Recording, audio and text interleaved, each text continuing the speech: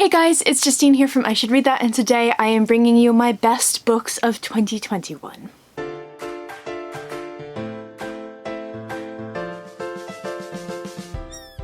I know that 2021 wasn't like a stellar reading year for a lot of people, and I feel like, with the exception of these guys, obviously, there weren't a ton of standout books for me either. However, the books that I did read and loved, I really, really love. There are a couple of new favorites in here, and I am so thrilled to be sharing these with you. Now, I've started doing a top 10 for my best of lists, and I tried to narrow it down to 10, but I actually only managed to get it down to 12. So I'm going to be showing you my top 12 books of last year. Also, this year I've decided to not go with a top 3, which is what I usually do. I usually have sort of no particular order until we hit the top 3, and then I'll do like my favorite book of the year and everything like that. And I'm not doing that this year because I feel like there's so many contenders for my favorite book that are all quite different that I honestly just can't decide what's going to be my top book. So these are all just in no particular order. They're all books that I really loved. We have fantasy, we have horror, we've got YA, we've got adult. There's a lot of really good stuff in here, so I hope you guys enjoy. First up is one of the books that I read in December. Of course, this is The Bone Ship's Wake by R.J. Barker. Over the past couple of years, the other books in this series have taken the top spot for my favorite book of the year, and this is definitely one of the contenders for one of the best books that I read in 2021.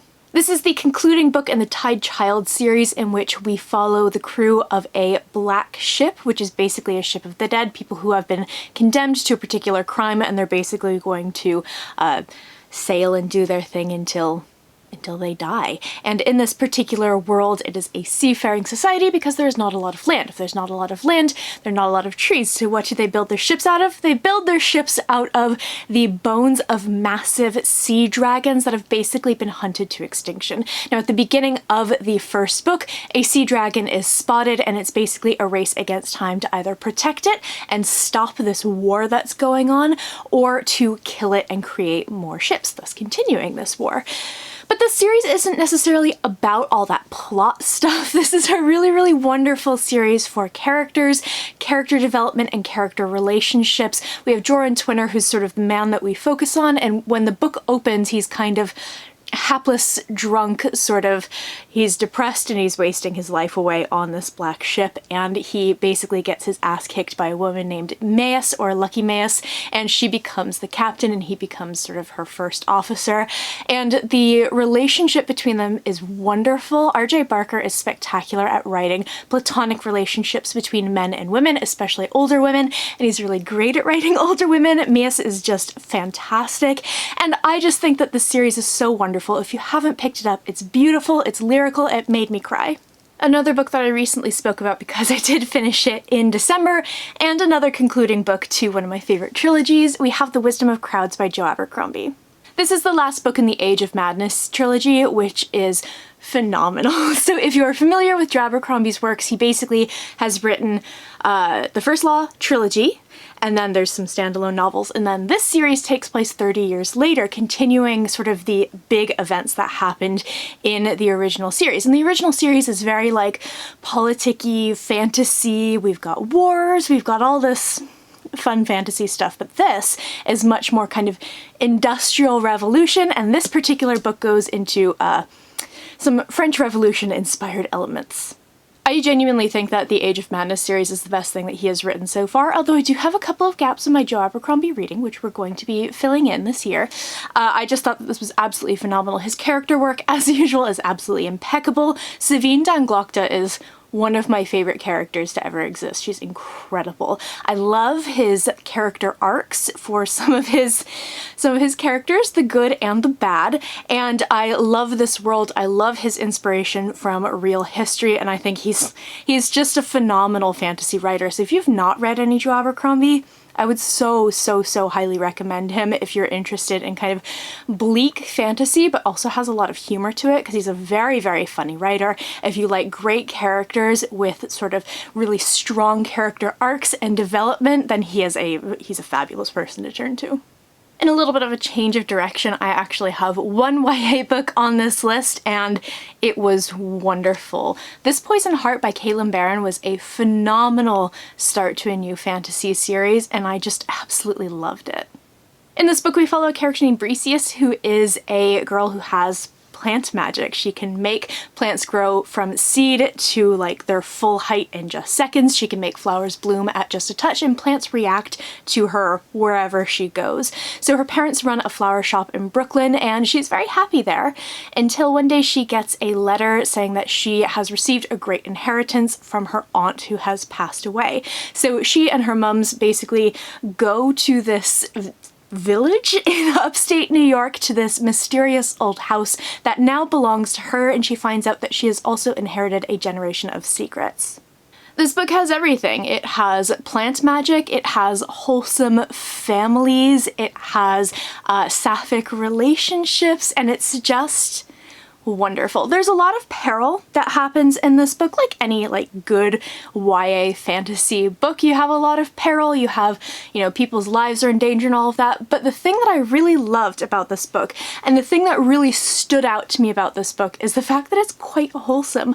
I loved her. I loved her relationship with her parents. I loved the fact that she and her mums can speak about anything, and she trusts them and they trust her, and they just have this really, really wonderful, close-knit relationship, which maybe I'm reading the wrong YA books, but I feel like it's not something you necessarily see very often in YA. A lot of the kind of conflict comes from the mistrust between parents and their kids, and she and her parents are just fully on board, and I loved that. I really enjoyed the blooming of the relationship in this book. There is a little bit of a slow burn romance, and I cannot wait to read the next one because we do have a little bit of a cliffhanger.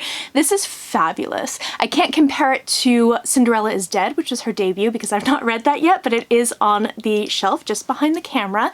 But I would highly, highly recommend this. I think it's just a really, truly wonderful book. Transitioning from fantasy into historical fiction, this book has a little bit of both, and it was a very slow read, but it was beautiful. It was worth slowing down and savoring every word. This is a book from one of my favorite authors. It's different from the other books of hers that I've read, which is kind of her thing, and I loved it. This is The Beautiful Ones by Silvia Moreno Garcia. This book kind of reads like historical fiction for history that never happened. So it's basically a fictional time and place, but it reads just like kind of Victorian or maybe 18th century society in France, but there's a little bit of telekinesis thrown in as well.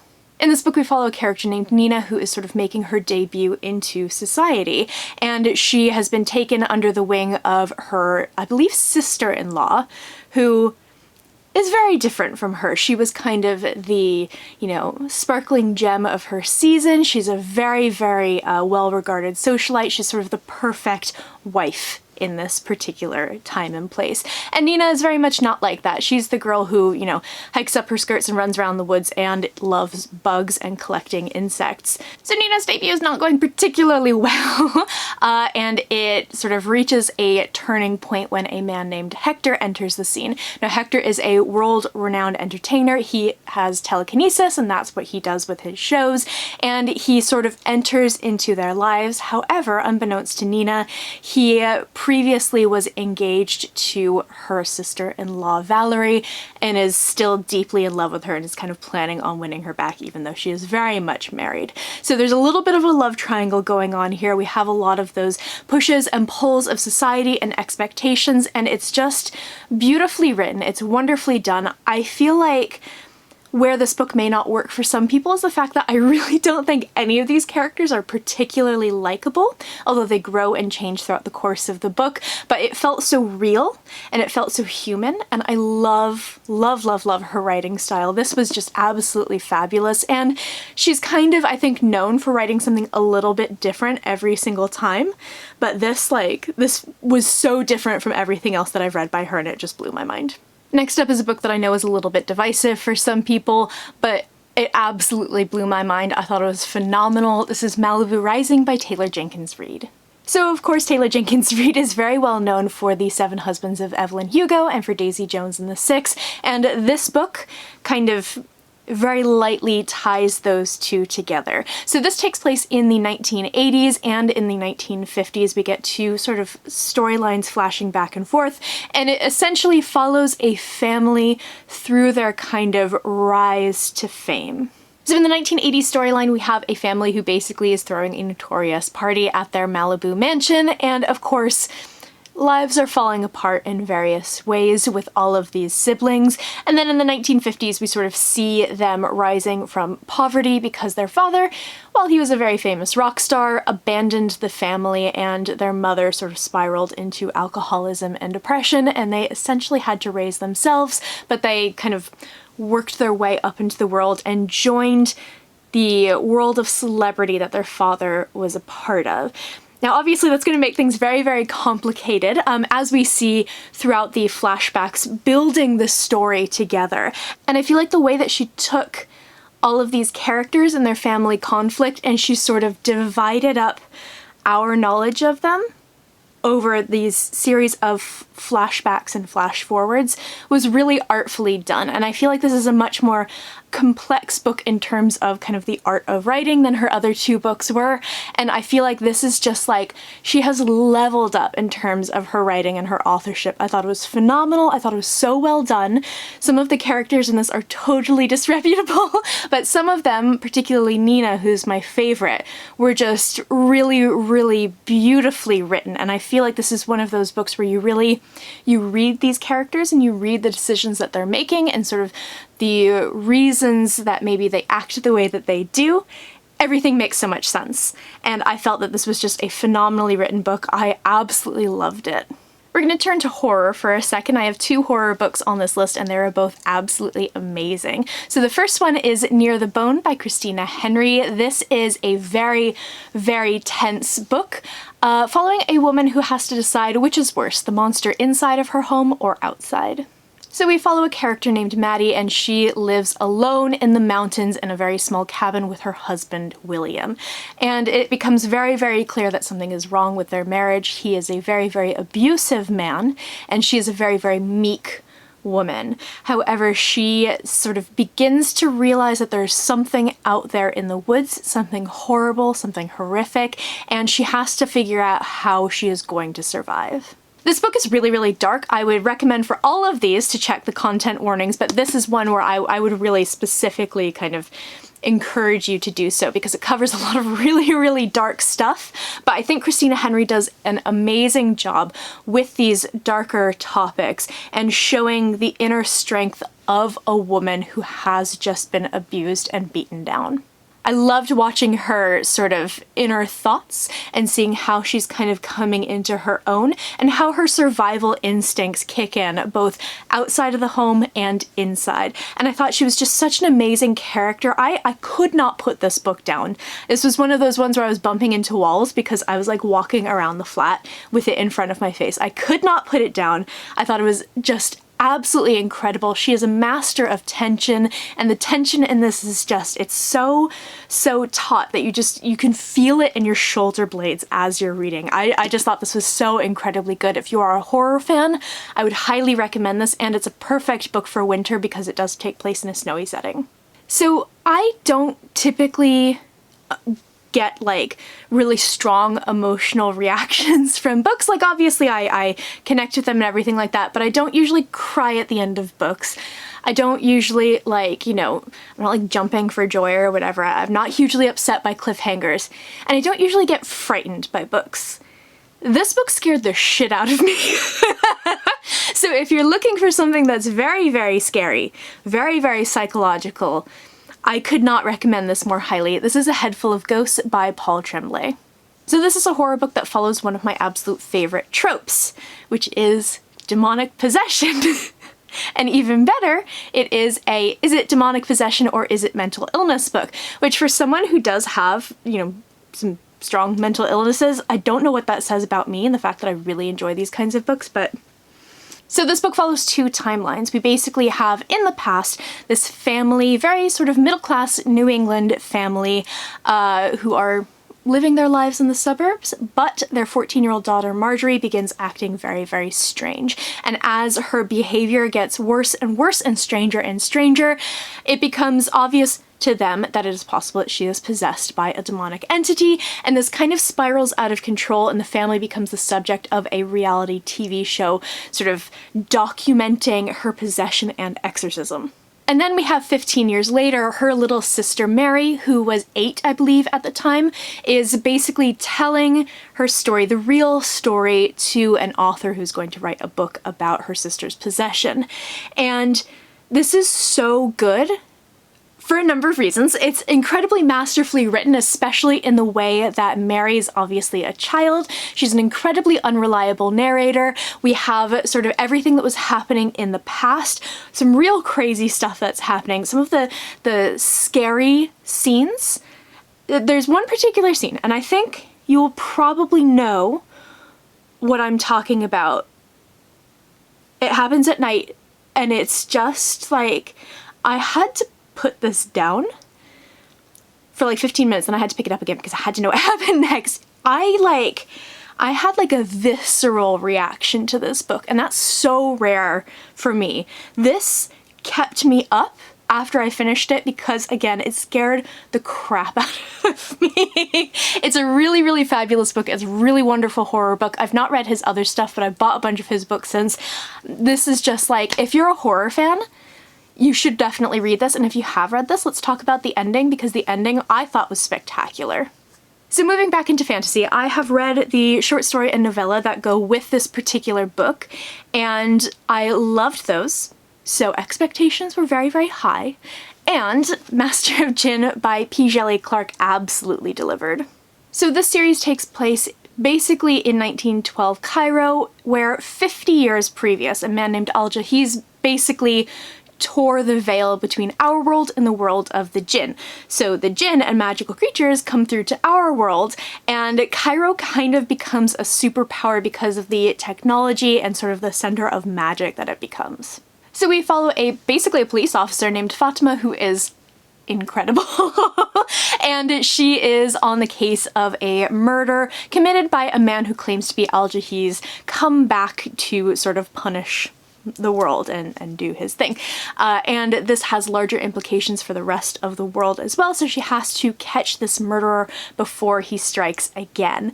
And this was so good. I love a murder mystery, I love a fantasy murder mystery, and I love Fatima so much. A Dead Jinn in Cairo, which is the short story, features her, and I fell in love with her in those like 40 pages. So I was so happy to get a full-length novel just following her. She's amazing. One of the things that really stands out about this book to me is not just the amazing characters, but the really incredibly intricate world building. Obviously, you are going to have Cairo be a place that we would not necessarily recognize in our world because it is so vastly different due to all the magic-y goodness that's happening. But I love the way that he took Cairo and Cairo's situation and also expanded out into the greater world. We get dignitaries from other countries coming in, and we see how it has impacted the entire planet and how historical events that we may recognize in our world have been shifted and impacted and changed. It's just so clever. It's so well done, and I think he's probably a bit of a history nerd, and I think it shows here. I loved this. This is another one of those books that really feels like historical fiction for a place that doesn't really exist due to all the magic and such. Obviously, Cairo exists. And it was just a goddamn delight to read. It's funny, it's smart, it's sharp, and it's just incredibly written. I thought this was fabulous. And to finish off this video, we had a little bit of a coincidence this year in which there were 3 fantasy books from different authors all publishing. They were all start to new series, and they were all sapphic. So I have the entire sapphic trifecta on my best books list. So starting off with The Jasmine Throne by Tasha Suri, who is, as you probably know, one of my absolute favorite authors ever. This is the start of her new trilogy, and it is so good. Very simply put, this book follows 2 women from very different walks of life who are working together toward a common goal. So we have Milani, who is the sister of the Emperor, who is kind of this colonizing, conquering force, and she defies him. She is basically sent into exile and imprisoned. And one of the maidservants who is waiting on her is Priya. And Priya is a young woman who is from this particular city where all of this takes place. And she is the survivor of a horrible, horrible massacre when Milani's brother's forces came in and took over the city. So she's been laying low for, you know, a very long time. She's not letting any of her magic abilities show, but one day Milani witnesses Priya's true nature, and the two of them sort of develop this very tenuous relationship. So not only are these two women amazing, they're very, very different women, but they're phenomenal. I loved their relationship. I loved the way that it really grew from a very, very tense, untrusting place, and watching them kind of grow and develop and manipulate and dance around each other. That was really, really fantastic. But I also loved the world building in this particular book. A lot of this is, I believe, based on Indian history, and you can really feel those real-world influences come through in the way that the sort of the world building and the politics are so vividly written. Everything about this I loved. The next book comes out this year and I'm so excited. She's a phenomenal writer. If you haven't read her other books, you definitely should. You should absolutely pick this one up and weep with me. Next up we have She Who Became the Sun by Shelley Parker Chan. This is a historical fantasy book. Obviously from this list so far, that is something that I very much enjoy.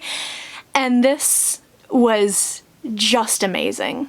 So this book takes place, I believe, in the 13th century in China, when China was under Mongolian rule, and we follow a girl who is from a incredibly impoverished village. She's grown up in the deepest, deepest poverty, but she and her brother had gone to basically a fortune teller many years before, and he was foretold to have a great destiny, and there is really nothing for her. So when bandits come and they raid her village, they kill her family, she decides she's going to take on her brother's identity and take this great destiny. And seizing your destiny and striving for greatness and having this kind of incredible single-minded focus is basically what this book is all about. She's an amazing character. I absolutely love her so much. I love watching her journey as she's beginning to kind of step into various roles, and you can see how she's working her way up and up and up to sort of fulfill this great destiny.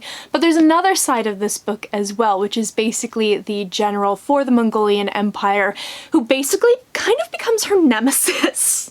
So the thing that I find really, really poignant about this book, other than the amazing characters, because the characters are fantastic, the setting is amazing, and the writing is great, but the thing that really stood out to me is the role of gender and sort of the fluidness of gender, because obviously I'm calling her she, but she is living as a man. She's referred to as she when we're in her head in this book. And sort of how gender is very, very rigid in this world, but how she and others can sort of manipulate that. And someone far smarter and more qualified than me, I'm sure, could write essays about this book and the role of gender and gender roles. But it's just so incredibly fascinating. And the thing that really stands out with that is how she is able to do things that men can't. And her role as someone who both understands sort of masculinity and femininity as they are understood in this world is very important to the plot, and I thought it was so interesting and really, really well done. Again, someone more qualified, I'm sure, has talked about this at length. It just blew my mind. It was so good, and it was really fascinating, and I cannot wait to read the next one. I believe this is a duology. And the last book in the Sapphic Trifecta, and the last book on my best books of 2020 list, is The Unbroken by C.L. Clarke. I'm sure you can sense a theme here, but this is another one of those that's very, very strongly drawn from history and feels like historical fantasy place that doesn't actually exist, but really it's fantasy France and fantasy Morocco. And this book really, really digs into the harms of colonialism. When I read this book, I think I flagged a review on the Fantasy Inn, which is fabulous, from a woman who lives in France and is originally from Morocco, and her thoughts on this. It's really fabulous. I'll link that again because it's just so incredibly good. But this book is uncomfortable, and it's fabulous, and it really, really does gray area characters very well.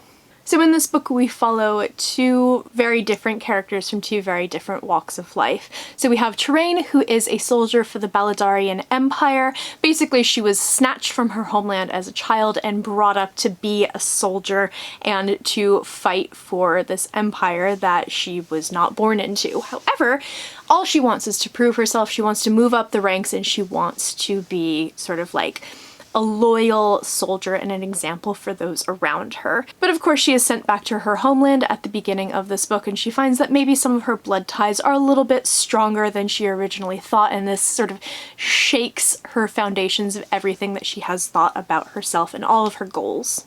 Then we have Luca, who's going to Kazali, which is this city, which is where Terrain is from, to quash this rebellion in order to win her throne, because her uncle is basically regent and he's not giving it up until she proves herself.